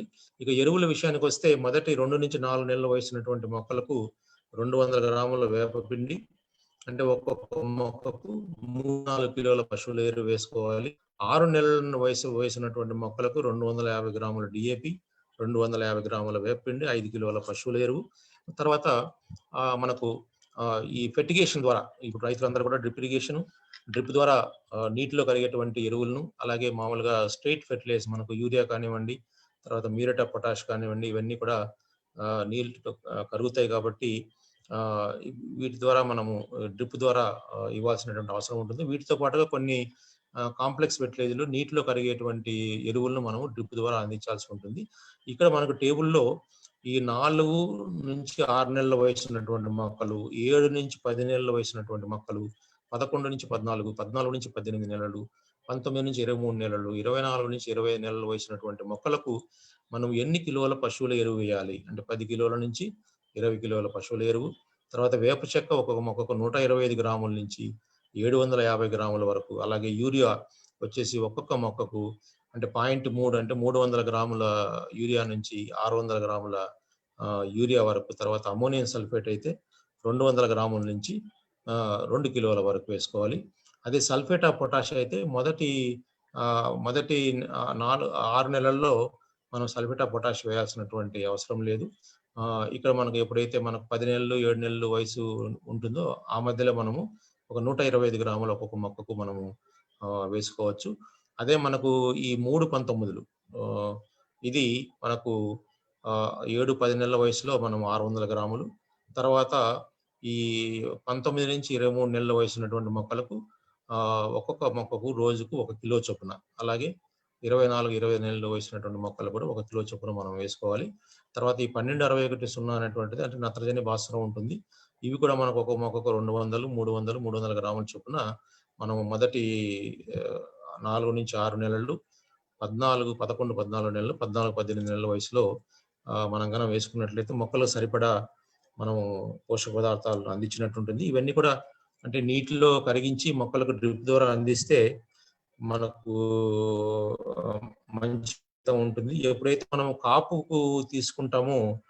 కాపుకు తీసుకున్నటువంటి తోటల్లో మనం ఈ చివర చూపినట్టు విధంగా 20 కేజీల పశువుల ఎరువు, వేప చెక్క 750 గ్రాములు, యూరియా 600 గ్రాములు, అంటే ఒక్కొక్క మొక్కకు మనం లెక్క పెట్టుకొని తర్వాత మన తోటలో ఎన్ని ఉంటుందో అటువంటిది మనము దాన్ని బట్టి లెక్క కట్టుకొని మనము వేయాల్సి ఉంటుంది. తర్వాత ఇవి మనము పంట పెరిగే దశ నుంచి ఇది కొద్ది జాగ్రత్తగా రైతులు గమనించాలి. ఎందుకంటే ఎక్కువ తోటలు ఈ కాపుకు వచ్చిన తోటలు ఉంటాయి కాబట్టి మనము మొగ్గ దశలో మామూలుగా మొదటి 15 రోజులు అంటే మనం యూరియా, మోనో అమ్మోనియం ఫాస్ఫేట్ 12-61-0 మనము 1 ఎకరం రోజుకు ఎన్ని కిలోలు ఇవ్వాలి? Urea 1.5 kilo, 12-61-0 1 kilo. ఈ మోతాదులో మనము మొక్కలకు ఇవ్వాల్సి ఉంటుంది. ఇదే కనుక మనం 1 ఎకరానికి కనుక చూసుకున్నట్లయితే 22.5 కిలోలు యూరియా, 12-61-0 15 కిలోలు మనము మొగ్గ దశలో ఈ 15 రోజుల్లో మనం ఇవ్వాల్సి ఉంటుంది. ఇది మనము 2 రోజులకు ఒకసారి కానివ్వండి లేదా 3 రోజులకు ఒకసారి కానీ విడతతో మనం ఇచ్చుకోవచ్చు. తర్వాత పూత దశ నుంచి పిందె దశ అంటే 16 నుంచి 50 రోజుల సమయంలో మనం 3-19 ammonium sulphate, 12-61-0 calcium nitrate. So ఇందులో మనము 1.5 కిలో 3-19 అమ్మోనియం సల్ఫేట్ 1/2 కిలో, 12-21-0 అర్ధ కిలో వేసుకోవాలి. సో మొత్తం మోతాదులు ఈ మోతాదులో వస్తాయి. ఇక్కడ మనకు కాల్షియం అమోనియం నైట్రేట్ కూడా మనకు పిందె ఏర్పడిన తర్వాత ఇది కూడా మనం ఒక ఎకరానికి 5 కిలోల చొప్పున వేసుకుంటే మనకు కాయ పెరుగుదలలో మంచి అభివృద్ధి మనకు కనపడవచ్చు. తర్వాత పిందె దశ నుంచి కాయ ఏర్పడేటువంటి దశ అంటే ఇది మనకు 51 నుంచి 75 రోజులు. ఇక్కడ కూడా మనము 0-52-34 పొటాషియం నైట్రేట్, యూరియా 0-0-50 అంటే సల్ఫేట్ ఆఫ్ పొటాష్ అంటాం దీన్ని. తర్వాత మెగ్నీషియం సల్ఫేట్, ఇవన్నీ కూడా ఇక్కడ నేను చూపించినటువంటి విధంగా అర్ధ kilo potassium nitrate, 1 kilo urea, అర్ధ కిలో సల్ఫేట్ ఆఫ్ పొటాష్, తర్వాత మెగ్నీషియం 1 కిలో మనం 1 ఎకరానికి రోజుకు ఇవ్వాల్సి ఉంటుంది. ఇది మొత్తం మోతాదు మనం ఆ సీజన్లో ఇవ్వాల్సినటువంటి. అంటే 51-75 రోజుల వయసు ఉన్నటువంటి తోటల్లో అంటే కాయ పిందె నుంచి కాయ ఏర్పడే దశల్లో ఈ మనకు 51 నుంచి 75 రోజుల్లో ఈ మోతాదులో మనము మొక్కలకు అందించాల్సి ఉంటుంది. తర్వాత కాయ అభివృద్ధి చెందేటువంటి దశ, ఈ దశ అంటే 76 నుంచి 120 రోజుల సమయం పడుతుంది. ఇక్కడ కూడా మనం urea 13-0-45, 0-0-50, magnesium sulphate, calcium nitrate, ammonium sulphate, ఇవన్నీ కూడా మనం ఒక ఎకరానికి యూరియా 1 కిలో, 13-0-45 1 కిలో, 0-0-50 అంటే పొటాష్ ఉన్నటువంటిది మాత్రమే 1 కిలో, మెగ్నీషియం సల్ఫేట్ అర్ధ కిలో, అమ్మోనియం సల్ఫేట్ అర్ధ కిలో వేసుకోవాలి. తర్వాత చివరి రోజుల్లో 110-120 రోజుల వయసులో మనకు ఈ కాల్షియం నైట్రేట్ కూడా వేసుకుంటే మనకు కాయ మంచి సైజు పెరిగేదానికి ఆస్కారం ఉంటుంది. తర్వాత 121 నుంచి 145 రోజుల దశలో మనం సల్ఫేట్ ఆఫ్ పొటాష్ మనం 1.5 కిలో ఒక మొక్కకు, 1 ఎకరానికి మొత్తం తీసుకున్నట్లయితే 37.5 కిలో మనము వేసుకోవాల్సి ఉంటుంది. తర్వాత ఇవి కాకుండా పోషక లోపం కూడా మనము దానిమ్మలో గమనిస్తుంటాము. నత్రజని లోపం వస్తే ఆకులు ఈ విధంగా పసుపు రంగు మారుతుంటాయి. భాస్వరం డెఫిషియన్సీ, ఇది కొద్ది పర్పుల్ కలర్ కు ఆకులు మారుతాయి. ఈ విధంగా చివర నుంచి ఇట్లా మనకు రంగు మారుతూ వస్తుంటుంది. తర్వాత పొటాషియం డెఫిషియన్సీ, చివరలో కాలిపోయినట్లుగా మనకు కనబడుతుంది. ఆకులు సైజు కూడా బాగా తగ్గిపోతుంది. తర్వాత అదేవిధంగా sulphur, calcium, magnesium, manganese, zinc, iron, ఇవన్నీ కూడా సాధారణంగా మనకు ధాన్యముల్లో కనిపించేటువంటి సూక్ష్మ పోషక లోపాలు. వీటిని మనము నివారించుకునేదానికి ఈ మన అన్ని సూక్ష్మ పోషకాలు అన్ని కలిపినటువంటి మిశ్రమాల మార్కెట్లో సాధారణంగా దొరుకుతూ ఉంటాయి. అవైనా చేసుకోవచ్చు. లేకపోతే మనము 99.9% ప్యూరిటీ ఉన్నటువంటి ఈ మన magnesium sulphate, zinc sulphate, ferrous sulphate, manganese sulphate, boric acid, నీరు, అంటే ఈ బోరిక్ యాసిడ్ అన్నిటి కూడా మనం ఈ పైన ఈ 4 మనకు magnesium sulphate, zinc sulphate, ferrous sulphate, manganese sulphate 2 గ్రాములు 1 లీటర్ నీళ్ళ కలపాలి. దానికి తోడుగా మనము ఈ బోరాన్ అనేది మనము సోడియం టెట్రాబోరేట్ అనే రూపంలో మనం 1 గ్రాము 1 లీటర్ నీళ్ళకి, ఇవన్నీ కూడా 1 లీటర్ నీళ్ళలో కలిపి మొక్కల పైన మనము స్ప్రే చేస్తే ఈ సూక్ష్మ పోషక లోపాలను మనము నివారించుకోవచ్చు. తర్వాత పంట ఈ కోత కూడా చాలా ముఖ్యమైనటువంటి విషయము. అంటే సాధారణంగా మనము ఆ రకాన్ని బట్టి 135 రోజుల నుంచి 170 రోజుల్లో మనకు కాయలు కోతకు రావడం జరుగుతుంది. దీన్ని మనము అంటే ఈ రోజులు లెక్కించడం అనేది మనం దీని ఒక సూచన ఏంటంటే కాయ పక్వానికి వచ్చింది లేదని తెలుసుకోవాలంటే ఇక్కడ మీకు ఎడమ వైపు చూపించినటువంటి కాయలో ఈ చివర ఉన్నటువంటి ఈ మన పుష్పానికి సంబంధించినటువంటి ఈ రేకులు ఇంకా మనకు ఈ విచ్చుకున్నట్లే ఉంటాయి. ఇవి ఈ చివర ఈ పుష్పగుచ్చాలు విచ్చుకున్నట్లు కనబడతాయి. ఇలా ఉంటే ఏంటంటే మనకి గింజల లోపల ఇంకా పూర్తిగా రంగు, రసం శాతము, టీఎస్ఎస్ పూర్తిగా అభివృద్ధి చెంది ఉండదు అనే అర్థం ఇది. ఎప్పుడైతే ఇవన్నీ పుష్పగుచ్చాలన్నీ బాగా దగ్గరగా ముడుచుకొని పోతాయో అటువంటి కాయలో మనకు పూర్తిగా లోపల ఉన్నటువంటి గింజలన్నీ కూడా బాగా అభివృద్ధి చెంది ఉంటాయి. రంగు బాగా ఉంటుంది. రంగులో మనకు రసం శాతం కూడా మనకు బాగా ఉంటుంది. తర్వాత ఒక మొక్క పైన మనము ఎన్ని కాయలు మనం కాపు నిలబెట్టాలి, ఇది కూడా ప్రధానమైనటువంటి విషయం. అంటే మంచి సైజు, నాణ్యత రావాలంటే మనం 2-3 సంవత్సరాల వయసు ఉన్నటువంటి మొక్క పైన మనము 20-25 కాయలు మాత్రమే మనం ఉంచి నట్లయితే మనకు అంటే మొక్కకు మనకు 4 నుంచి 5 కిలోల దిగుబడి వస్తుంది. అది 4-5 సంవత్సరాల మొక్కలకు 40 నుంచి 60 కాయలు. తర్వాత మనం 6 నుంచి 8, 10 సంవత్సరాల పైన ఉన్నటువంటి మొక్కలకైతే మనము 80 నుంచి మనకు మాక్సిమం 165, 125, 130 కాయలకైనా మనం మొక్కల పైన ఉంచినట్లయితే మనకు కాయలు మంచి సైజుకి వచ్చేదానికి ఆస్కారం ఉంటుంది. అలా కాకుండా మొక్కల పైన ఎన్ని కాయలు తయారైతే అన్ని కాయలు అలాగే ఉంచినట్లయితే మనకు ఆ కాయల్లో పెరుగుదల అనేది చాలా తక్కువగా ఉంటుంది. కాయలు చిన్న సైజు వస్తాయి.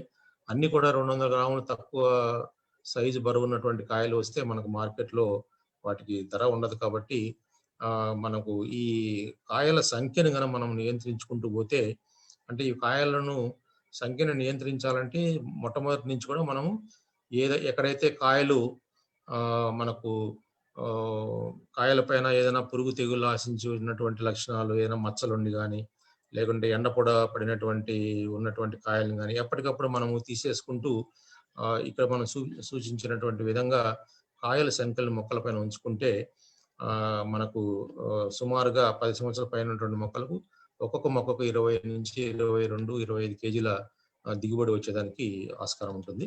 సో ఇటువంటి మంచి యాజమాన్య పద్ధతులన్నీ పాటించి మనం దానిమ్మ మొక్కను సాగు చేస్తే మనకు సుమారు 20 సంవత్సరాల పాటు కూడా మనకు దిగుబడి వస్తూ ఉంటుంది. మామూలుగా ఇంతకుముందు మొట్టమొదటిగా నేను చెప్పాను, అంటే దానిమ్మ వయసు ఒకసారి మొక్కలు నాటితే 20 సంవత్సరాల వరకు కూడా దిగుబడి వస్తుందని. అంటే మనం చేసే యాజమాన్య పద్ధతులు బాగా ఉంటే 20 సంవత్సరాల వరకు ఉంటుంది.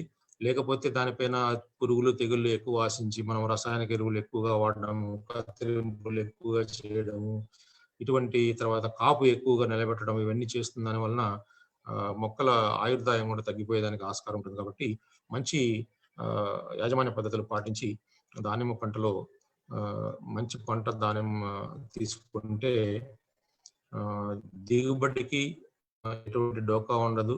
అలాగే ఎగుమతి చేసుకునే దానికి కూడా మనకు మంచి ఆస్కారం ఉంటుంది. ఎగుమతి అంటే కాయలు మనము వేరే ఇంటర్నేషనల్ మార్కెట్లో మనము ఎగుమతి చేయాలంటే సుమారు 500 గ్రాముల బరువు తూగాలి. అంటే మంచి grade, A grade king size కాయలు రావాలంటే మంచి కాయల సైజు బాగా ఉండాలి, మంచి ఆకారం ఉండాలి, మంచి రక్తవర్ణంతో గింజలు ఉండాలి, తీపిదనము 16 నుంచి 18 డిగ్రీల బ్రిక్స్ ఉండాలి, పైన ఎటువంటి ఘాట్లు కానీ మచ్చలు, పురుగులు ఆశించిన మచ్చలు ఏమి లేకుండా ఉండాలి. తొడిమని జాగ్రత్తగా కోసుకోవాలి.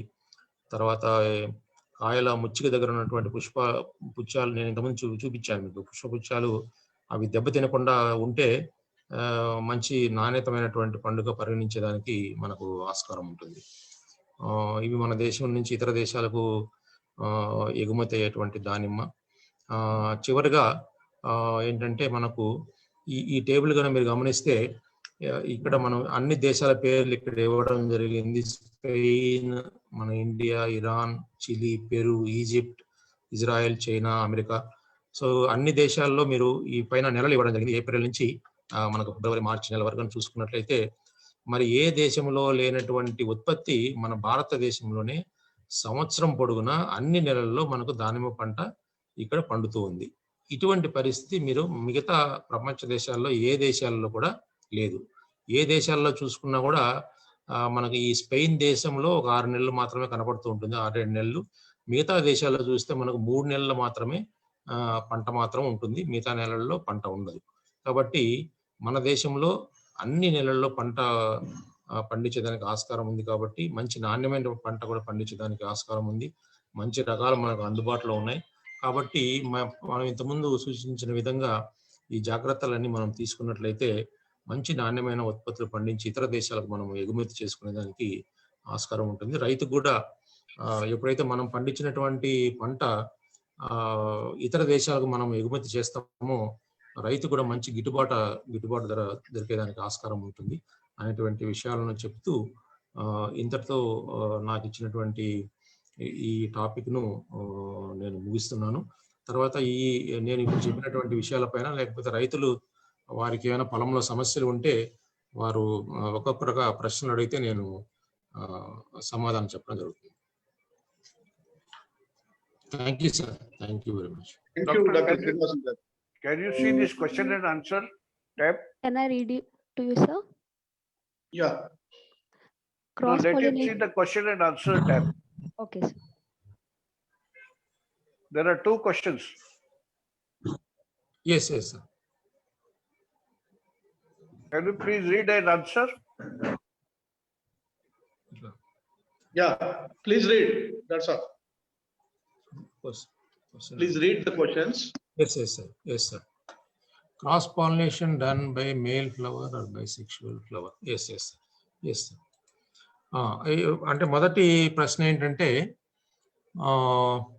ఈ మనము పరపరాగ సంపర్కం మనము ఈ క్రాస్ పాలినేషన్ అనేది మనకు బైసెక్షువల్ ఫ్లవర్స్ లోనే జరుగుతుంది. అంటే ముఖ్యంగా ఏంటంటే బైసెక్షువల్ ఫ్లవర్ లో మేల్ ఫిమేల్ ఫ్లవర్స్ రెండు లక్షణాలు ఉన్నటువంటి, అంటే మగ ఆడ లక్షణాలు ఉన్నటువంటి భాగాలు రెండు ఒకే దీంట్లో ఉంటాయి. బట్ మగ పుష్పంలో ఉన్నటువంటి పుప్పొడి మీకు ద్విలింగ పుష్పాల్లో ఉన్నటువంటి కీలాగ్రము పైన పడి మనకు ఫలదీకరణం జరుగుతుంది. కొన్ని సందర్భాల్లో ఏమవుతుందంటే ఒకే పుష్పంలో ఉన్నటువంటి అదే పుష్పంలో ఉన్నటువంటి పుప్పొడి కూడా పడేదానికి ఆస్కారం ఉంటుంది. కాకపోతే నేను ఇంతకుముందు చెప్పాను, దానిమ్మల పూత అంతా ఒకటేసారి రాదు. అంటే ముందుగా మగ పుష్పాలు వస్తే మగ పుష్పాలు రాలిపోతుంటాయి. ఇప్పుడు రెండు పుష్పాలు సింక్రనైజేషన్ ఉండాలి. అంటే రెండు ద్విలింగ పుష్పాల్లో ఉన్నటువంటి కీలాగ్ర భాగము మనకు తయారై రెడీగా ఉండాలి. అదే సమయానికి అదే పుష్పంలో ఉన్నటువంటి మగ భాగం కూడా రెడీగా ఉంటేనే అదే పుప్పొడి ఉపయోగపడుతుంది. లేకపోతే ఏమవుతుందంటే పక్కన ఉన్నటువంటి మగ పుష్పాల్లో ఉన్నటువంటి పుప్పొడి ద్వారా ఈ ఆడ పుష్పంలో ఉన్నటువంటి కీలాగ్రమం పైన పడి మనకు ఫలదీకరణం చెందేదానికి ఆస్కారం ఉంటుంది. మగ పుష్పాలు కూడా మనకు కొంతవరకు అంటే పరపరాగ సంపర్కం జరిగేదానికి దోహదపడతాయి. కాకపోతే అవి ముందు ఎక్కువగా రావడం జరుగుతుంది, ఎక్కువగా రాలిపోవడం జరుగుతుంది. ఎక్కువ భాగం ఏమవుతుందంటే ఈ చివరిగా అంటే మనకు 2-3 దశల్లో వచ్చేటువంటి మగ పుష్పాల్లో ఉన్నటువంటి పుప్పొడి ఈ ద్విలింగ పుష్పాల్లో ఉన్నటువంటి మన కీలాగ్రం పైన పడి మనకు పిండి కట్టేదానికి ఆస్కారం ఉంటుంది.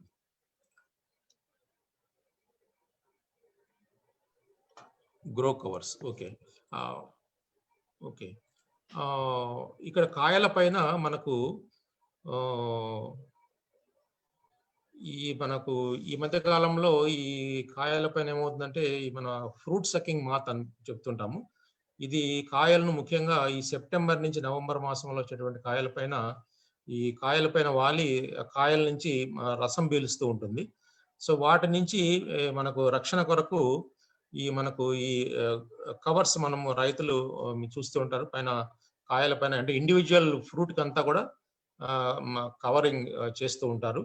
ఇలా చేసిన దానివల్ల ఏమవుతుందంటే ఆ ఫ్రూట్ సకింగ్ మాత నుంచి మనకు రక్షణ కల్పిస్తుంది. తర్వాత ఇంకొక విధంగా ఏమిటంటే మనకు కొంతవరకు ఈ వైట్ కవర్స్, గ్రో కవర్స్ వాడిన దాని వలన మనకు ఎక్కడైతే పడమటి భాగంలో కాయలు ఉంటాయో దానిపైన ఎండ తీవ్రతను కూడా తగ్గించేదానికి ఆస్కారం ఉంటుంది. ముఖ్యంగా ఈ మన ఫ్రూట్ సకింగ్ మాత నుంచి రక్షణ కొరకు మనం ఈ గ్రో బ్యాగ్స్ అనేది వాడటం జరుగుతూ ఉంది. ఇది మనము ఎక్కడైతే మనం కొన్ని తోటల్లో ఎక్కువ కత్తిరింపులు చేసి కాయలన్నీ పైన ఎండపొడ ఎక్కువగా ఉంటుందో అటువంటి సందర్భంలో కూడా మనం ఈ గ్రో కవర్స్ ఉపయోగించి మన ఎండపొడ నుంచి కాయలను కూడా మనము కాపాడుకునే దానికి ఆస్కారం ఉంటుంది. Arfa, there are two people who have raised their hand. Yes, sir. I'm giving them access. They can speak now. Yes. Janardhan, Yes, please unmute yourself and you can ask your question. Janardhan గారు, ఈ can మీరు అది unmute చేసుకోండి. Sound మీ మాట మాకు వినపడ్డారు. జనార్దన్ గారు, right? Okay sir. నమస్తే sir. నమస్తే, చెప్పండి జనార్దన్. సార్, నాకు దాదాపు 8 ఎకరాల్లో దానిమ్మ తోట ఉంది. ఇప్పుడు present 4th year running sir. Okay, ఎక్కడి నుంచి మాట్లాడుతున్నారండి? సార్ అనంతపురం డిస్ట్రిక్ట్, తనకల్ మండలం సార్. అనంతపురం. ఓకే, చెప్పండి. సార్, మాకు ఇప్పుడు ఈ బ్యాక్టీరియా పడింది సార్. మీరు అంటే ఇప్పుడు పంట ఉందండి? అయిపోయింది సార్. కాయ ఎంత తీసేసాం సార్, 1 month అయింది తీసేసి. ఓకే, అంటే కోత అయిపోయిందా? కోత అయిపోయింది సార్. Okay okay. అదే మాకు దాదాపుగా ఒక 80-90% పడింది సార్ తోట బ్యాక్టీరియా. సార్ ఎట్లా సార్ అది ఏమన్నా కంట్రోల్ అవుతుందా లేకపోతే తోట తీసేయాల్సి వస్తుందా? Okay okay. అంటే మీరు తోట తీసేయాల్సి వచ్చేటువంటి సందర్భం ఏం భయపడాల్సినటువంటి అవసరం లేదు. 4 సంవత్సరాలు వేసినటువంటి తోటే కాబట్టి ఇప్పుడు సార్. మీరు అంటే కాపు అంతా తీసేశారు, పంట ఇప్పుడు లేదు కాబట్టి మీరు సార్. పెద్దగా భయపడాల్సిన అవసరం లేదు. మీరు ఇప్పుడు వెంటనే ఏం చేస్తారంటే ఇప్పుడు కాయ లేకపోయినప్పుడు, ఇప్పుడు కాయ ఏం లేదు కదండి, కోసే కాయ ఏం లేదు కదా? ఏం లేదు సార్, కంప్లీట్ ఖాళీ చేసేస్తాం సార్. కంప్లీట్ ఖాళీ ఉంది కాబట్టి మీరు ఏం చేస్తారంటే ఈ మన కాపర్ ఆక్సీ క్లోరైడ్ 1 లీటర్ నీళ్ళకు 3 గ్రాములు, దానికి ఈ స్ట్రెప్టోమైసిన్ సల్ఫేట్ అంటే బ్యాక్టీరిసైడ్ ఏమండి 1 గ్రాము. ఇది మీరు ఎక్కువగా ఉందంటున్నారు కాబట్టి ఈ 2 కలిపి మీరు బాగా మొక్కల్లో అంతా అన్ని భాగాలు బాగా తడిచే విధంగా బాగా స్ప్రే చేయండి సార్. మొక్కలంతా బాగా తడవాలి. అలాగే మీ స్ప్రేయర్ పాదుల్లో కూడా ఎందుకంటే రాలి పడిపోయిన ఆకులు ఇవన్నీ ఉంటాయి కాబట్టి ఇవన్నీ చేయండి. తర్వాత ఇప్పటి నుంచి మీరు మొక్కలకు బెట్టగా వదిలేసేయండి సార్. ఇప్పటి నుంచి మీరు ఏంటంటే ఇంకా నెక్స్ట్ మీరు పంట ఏం చేస్తారంటే ఇప్పటి నుంచి మీరు పంటకు రెస్ట్ ఇస్తే ఏమండి నెక్స్ట్ సీజన్ వచ్చేటప్పుడు మీరు పంట అంతా కూడా ఇంకా నెక్స్ట్ మీకు ఇప్పుడు జనవరి, ఫిబ్రవరి, మార్చి, ఏప్రిల్, మే నెల వరకు మీరు అంతా పంట రెస్ట్ లో ఉంటుంది కాబట్టి మనకు ఈ బ్యాక్టీరియా ఆశించేటువంటి అవకాశం చాలా తక్కువగా ఉంటుంది. బ్యాక్టీరియా ఎప్పుడు ఆశిస్తుందంటే మళ్ళా మీకు వర్షాకాలం వస్తే అప్పుడు మళ్ళా మనకు ఉధృతి ఎక్కువగా వస్తుంది కాబట్టి ఈ సీజన్ లో మీరు చేయాల్సింది ఏంటంటే నెలకు ఒకసారి కాపర్ ఆక్సీ క్లోరైడ్ ఇవ్వండి, స్టెప్టోసైక్లిన్ నేను ఇంతకుముందు చెప్పినట్లుగా, రెండవసారి బోర్డో మిశ్రమం అంటే మైలుతుత్తమ సున్నం 1% తయారు చేసుకొని దాంట్లో కూడా ఈ బ్యాక్టీరిసైడ్ కలుపుకొని నెలకు ఒకసారి ఏమండి మొక్కలంతా బాగా తడిచే విధంగా మీరు కత్తిరింపులు చేయాలి. ఈ మధ్య కాలంలో మీరు జనవరి, ఫిబ్రవరి నెలలో కూడా మీరు ఎక్కడైనా కొమ్మల పైన ఈ మనం స్ప్రే చేసే ముందుగా గజ్జి బాగా కొమ్మల పైన కూడా ఈ బ్యాక్టీరియా గజ్జి తెగులు కనుక కనపడితే ఆ భాగాలు కూడా క్లీన్ చేసి ఏమండి పొలం నుంచి తీసుకెళ్లి బయట పక్కగా దూరంగా పడేసి కాల్చేసి కత్తిరించిన తర్వాత ఈ కాపర్ ఆక్సీ క్లోరైడ్ కానీ లేకపోతే బోర్డో మిశ్రమం కానీ ఈ స్టెప్టోసైక్లిన్ తో కలిపి మీరు స్ప్రే చేసుకుంటే ఏమండి ఈ రెస్ట్ పీరియడ్ లో పూర్తిగా మన మొక్కల పైన ఉన్నటువంటి బ్యాక్టీరియా అంతా కూడా మనం అదుపులోకి తీసుకొని రావచ్చు. ఎండ కూడా బాగా ఎక్కువగా ఉంటుంది కాబట్టి రాబోయే సీజన్ లో ఆ ఎండ కూడా పెరిగేటువంటి అవకాశం చాలా తక్కువగా ఉంటుంది. సో మీరు భయపడాల్సినటువంటి అవసరం లేదు, తోట తీయాల్సినటువంటి అవసరం లేదు. తోటను బాగా నేను చెప్పిన విధంగా ఈ బ్యాక్టీరియా సంబంధించినటువంటి మందులు, కాపర్ సంబంధించినటువంటి మందులు నెలకు ఒకసారి మీరు చేసుకుంటూ ఉంటే నెక్స్ట్ సీజన్ వచ్చేది మీరు నెక్స్ట్ సీజన్ ఏం చేస్తారంటే మీరు రైనీ సీజన్ వర్షాకాల పంట తీసుకోవద్దండి. నేను చెప్పినట్టుగా హస్తబహార్ అంటాం, చలికాల పంట తీసుకోండి. అంటే సెప్టెంబర్, అక్టోబర్ లో పంట తీసుకుంటే అప్పుడు మీకు పూర్తిగా ఈ బ్యాక్టీరియా తెగులు పూర్తిగా అదుపులోకి వస్తుంది. అలా చేసుకుంటూ వస్తే మీరు తోటను తీయాల్సినటువంటి అవసరమే లేదు, మీకు మరలా మంచి పంట వచ్చేదానికి ఆస్కారం ఉంది.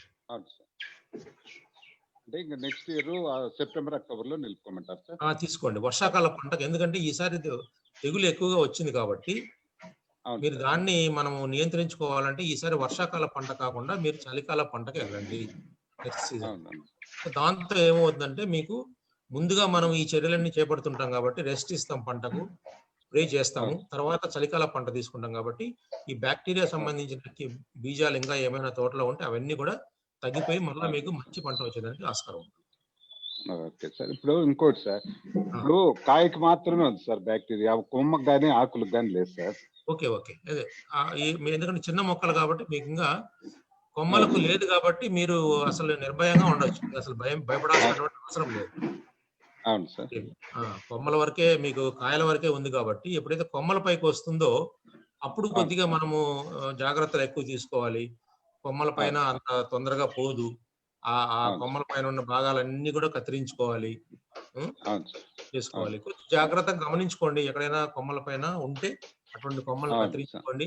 నేను చెప్పినటువంటి మందు అంతా కూడా బాగా జాగ్రత్తగా మీరు స్ప్రే చేసుకుంటే ఈ బ్యాక్టీరియా తెగులు మనం పూర్తిగా అదుపులో ఉంచుకోవచ్చు అండి. ఇప్పుడైతే ప్రూమింగ్ ఏం చేయాల్సిన అవసరం లేదా సార్? ఇప్పుడు మీరు పంట ఇప్పుడే తీశారు కాబట్టి వెంటనే ప్రూనింగ్ చేయొద్దండి. నేను చెప్పినట్టు ఒకసారి మందు స్ప్రే చేసేయండి పూర్తిగా. ఏమండి? మందు స్ప్రే చేయండి. జనవరి నెలలో జనవరి చివరికి అట్లా ఒకసారి ప్రూనింగ్ చేసి మళ్ళీ ఒకసారి స్ప్రే చేయండి. తర్వాత రెస్ట్ వదిలేసి పంటనంతా కూడా.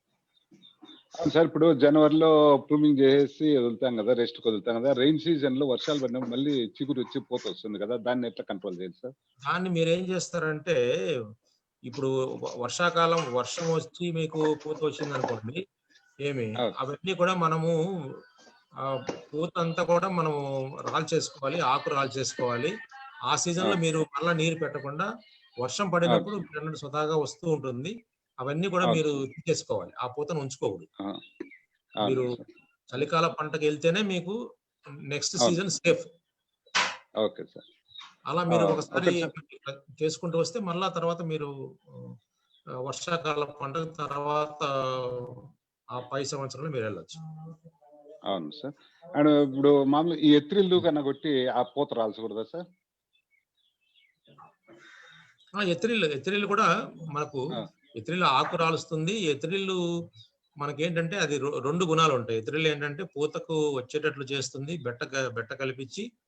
మనం ఎత్రిల్లు చేయడంలో ముఖ్య ఉద్దేశం ఏంటంటే ఆకు రాలుస్తూ బెట్ట మొక్కల్లో ఒక విధమైనటువంటి బెట్టను క్రియేట్ చేస్తుంది కాబట్టి మొక్కలు పూతకు రావడం జరుగుతుంది. ఇక్కడ మనం కొద్ది హై కాన్సన్ట్రేషన్ లో మనం కన్నా స్ప్రే చేస్తే మనకు పూత కూడా రాలిపోతుంది. Next question we will not spend one for Raju.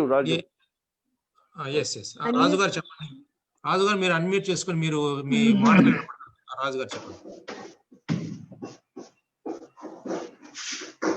Hello sir, నమస్తే సార్. రాజు గారు మీ ప్రశ్న అడగండి సార్. చిన్న మొక్కని గూటీలో సెలెక్ట్ చేసుకోవచ్చా, లేకపోతే జైన్ మొక్కలు సెలెక్ట్ చేసుకోవచ్చా సార్? ఓకే మొక్కలు సార్. మీరు ఎక్కడి నుంచి మాట్లాడుతున్నారు? Sir Anantapur district sir, Rayadurgam taluka. Okay. మామూలుగా ఏంటంటే గూటి మొక్కలు ఇంతకుముందు మనము గూటి మొక్కల ద్వారా సాగు చేసుకునే వాళ్ళము. ఇక్కడ ఏమవుతుందంటే గూటి మొక్కలు సెలెక్ట్ చేసుకునేటప్పుడు మీరు తెగులు లేనటువంటి తోటల నుంచి మాత్రమే గూటి అంట్లు మీరు తీసుకోవాలి. ఎందుకంటే మీరు తెగులున్న తోటల నుంచి గూటి అంట్లు కనుక తీసుకొని వచ్చి నాటుకుంటే మీ మొక్కల ద్వారా ఈ తెగులు మీ తోటలో కూడా వచ్చేదానికి ఆస్కారం ఉంటుంది. సో దానికి ఏంటంటే ఇప్పుడు ప్రత్యామ్నాయంగా మనకు టిష్యూ కల్చర్ మొక్కలు అందుబాటులోకి వచ్చాయి. టిష్యూ కల్చర్ మొక్కల్లో ఉన్నటువంటి మంచి లక్షణం ఏంటంటే మీకు వచ్చేటువంటి మొక్కలు ఈ బ్యాక్టీరియా కానీ శిలీంద్రపు మచ్చలు కానీ ఏమీ లేకుండా మనకు లేనటువంటి ఆరోగ్యమైన మొక్కలు మన దగ్గరకు వస్తాయి. మళ్ళీ మీరు పొలంలో నాటుకున్న తర్వాత వీటిపైన కూడా తెగులు వచ్చేదానికి ఆస్కారం ఉంటుంది. కాకపోతే ఏంటంటే మొదటగా మీరు తెచ్చుకున్నటువంటి మొక్కలు మంచి ఆరోగ్యమైనటువంటి మొక్కలు టిష్యూ కల్చర్ ఉంటాయి. కాబట్టి ఆ విధంగా మీరు గూటి అంట్లు తెచ్చుకునేటప్పుడు జాగ్రత్తగా మీరు తీసుకోవాల్సింది ఏంటంటే మీరు ఎక్కడి నుంచి అయితే తెచ్చుకుంటారో అక్కడ మీరు మొక్కలు తెచ్చుకునేటప్పుడే ఆ గూటి అంట్ల పైన ఈ బ్యాక్టీరియా మచ్చ తెగుళ్ళు ఆకుల పైన కానీ ఉన్నటువంటి కాండ భాగాలు కొమ్మ భాగాల పైన మచ్చలు లేకుండా ఉన్నటువంటి గూటి అంట్లు మాత్రమే తెచ్చుకొని నాటుకోవచ్చు. కాకపోతే అవి జాగ్రత్తగా మీరు గమనించి తీసుకొని రావాలి. లేదు ఇప్పుడు మచ్చలు అక్కడక్కడ కనపడుతున్నాయంటే మనకు సురక్షితమైన మార్గం ఏంటంటే టిష్యూ కల్చర్ మొక్కలకి వెళ్ళడం. ఇంకా ఏమి ప్రశ్నలు లేకపోతే సార్ కొద్దిగా నేను వైండ్ అప్ చేయదలుచుకున్నాను. డాక్టర్ శ్రీనివాస్ గారికి ధన్యవాదం చెప్తూ, ముఖ్యంగా దానిమ్మ అనేది చాలా ముఖ్యమైన పంట. దానిమ్మ అనేది చాలా ముఖ్యమైన పంట. మనకు 3-4 దశాబ్దాల క్రితము భారతదేశంలో ఇంతగా ఉండేది కాదు. ముఖ్యంగా ఇరాను, టర్కీ, యుఎస్ఎస్ఆర్ అంటే ఎర్స్ట్వైల్ రష్యాలో మాత్రమే ఉండేది చాలా దానిమ్మ. ఈ 3-4 దశాబ్దాల్లో విపరీతంగా ఏరియా పెరగడం జరిగింది. మనకి ఇండియాలో 2.34 lakhs హెక్టర్స్ ఉంది. చైనాలో దాంట్లో సగం ఉంటుంది. వాస్తవంగా దానిమ్మ చెప్పుకోవాలంటే ఇరాన్ లో చెప్పుకోవాలి పూర్వకాలంలో. ఇప్పుడు ప్రస్తుతము 3వ స్థానానికి పడిపోయింది. అయినా కూడా మనము ఏరియా ఎక్స్పాన్షన్ లోనైతేనేమి, ప్రొడక్షన్ లోనైతేనేమి, ప్రొడక్టివిటీలో అయితేనేమి మంచి దిగుబడి సాధించి ప్రపంచంలోనే నెంబర్ 1 గా నిలిచాం మనము దానిమ్మలో. ప్రపంచం మొత్తం మీద గ్లోబల్ ఎస్టిమేట్ వచ్చేసి 5 లక్షల హెక్టార్లలో ఉంటే ఇండియాలోనే 2.34 lakh హెక్టర్స్ ఉంది. ముఖ్యంగా మనం చెప్పుకుంటుంటే సాయిల్ టైప్స్ చాలా చక్కగా లైట్ సాయిల్స్ అంటే చాలా తేలికపాటి నేలతో చాలా చక్కగా వచ్చింది. ఒక బ్లంట్ స్టేట్మెంట్ ఇవ్వాలి దానిమ్మ ప్రొడక్షన్ అంటే ఎంత ఎటువంటి సాయిల్ అయినా పర్వాలేదు, దానిమ్మ your video. Okay. Pomegranate is the only crop which can respond very well to applied nutrition and water. Sir, put on the video, please. We cannot see. Yeah. I am making it. Danima.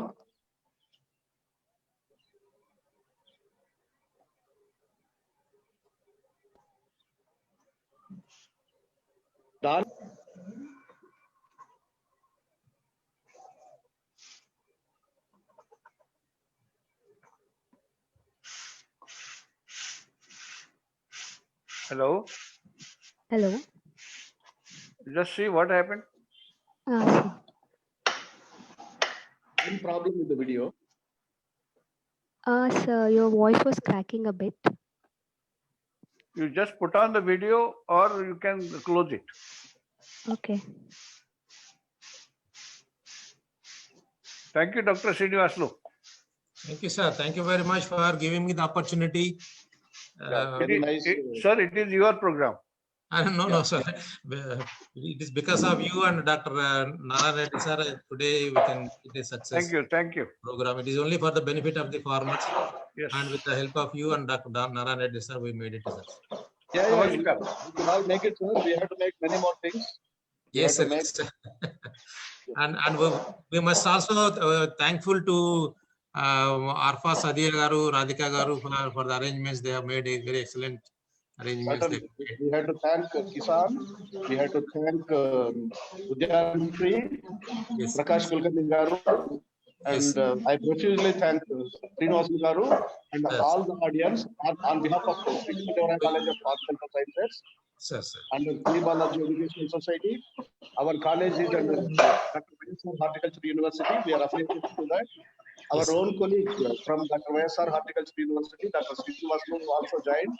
Very pleasant surprise to many of us. Antariki, Subhasheshulu, Namaskaram for participation. కార్యక్రమంలో పాల్గొన్నటువంటి రైతులందరికీ కూడా నమస్కారం. Thank you, sir. Thank you. Thank you very much, sir. టీ కొడలేదు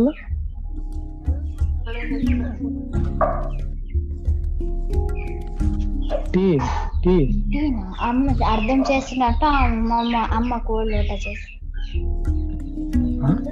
అమ్మ ఒక లోట చేసుకొని ఆమె తాగింది. పొద్దున్న తాగింది.